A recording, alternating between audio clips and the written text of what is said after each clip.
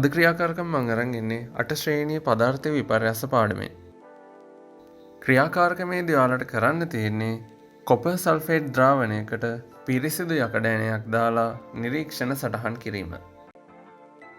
අපි යමු ක්‍රියාකාරකමට. මුලින් සඳහන් කරපු විදිහට ක්‍රියාකාරකමට අවශ්‍ය වෙනවා කොපර් සල්ෆේට්, ජලය, බීකරයක් සහ පිරිසිදු යකඩ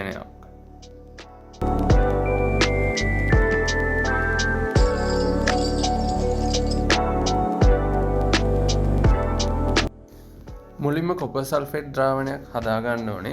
හේතුව කොපර් සල්ෆේට් තියෙන්නේ කැට විදිහට. ඉතින් ජල බීකරයට කොපර් සල්ෆේට් එකතු කරලා මුලින්ම හොඳින් දිය කරගන්න ඕනේ.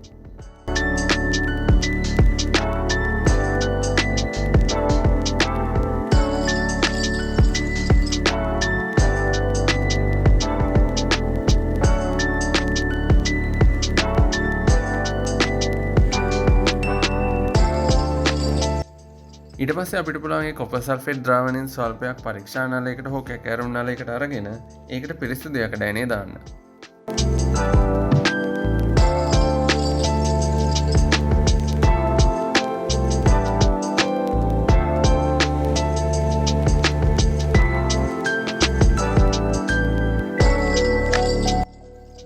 ඊට පස්සේ සකස් කරගත් ඇයට ටික වෙලාවක් තියලා නිරීක්ෂණ සටහන් කරන්න පුළුවන්.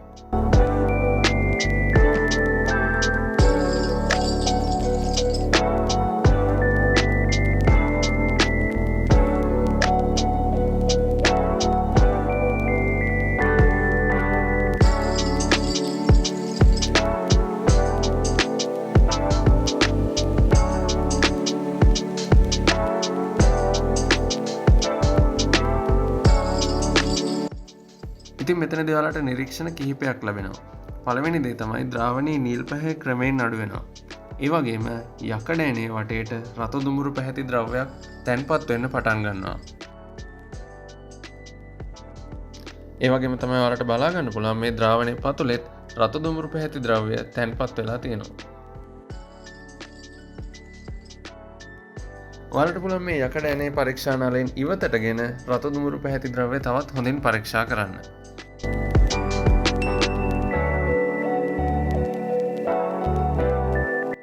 ඉතින් මේ අනුව අපිට නිගමනය කරන්න පුළුවන් කොපර් සල්ෆේට් ද්‍රාවණයකට යකඩ ඇණයක් දාලා තිබුණොත් යකඩ ඇණය සහ කොපර් සල්ෆේට් ද්‍රාවණය එකිනෙක ප්‍රතික්‍රියා කරලා රසායනික විපර්යාසයක් සිදු වෙනවා කියලා.